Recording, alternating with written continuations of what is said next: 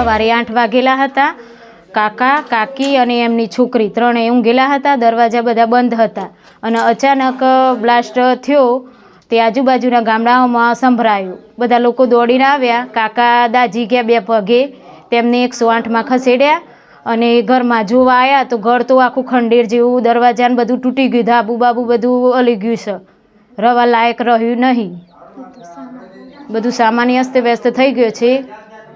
બસ ઘટનામાં સાહેબ મારા ભાઈ નાનો ભાઈ થાય અને 6 મહિના પહેલાં જમાદારમાંથી રિટાયર થઈને ઘેર આવ્યા હતા। એ એમની રીતે રહેતા ને અમે અમારી રીતે રહેતા ને સવારના 7 વાગે અવાજ મોટા પાયા થયો એટલે બધા ઘરમાં દોડીને લોકો બહાર આવી ગયા।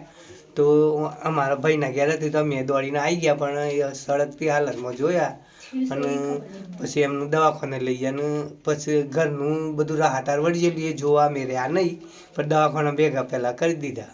ઘરની અંદર કેટલા સભ્યો રહેતા હતા?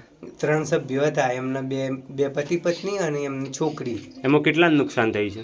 એમાં એને વાઈફના હાથ બળ્યો છે અને અમારા ભાઈના છાતીથી નીચેનો ભાગમાં દાજેલો છે।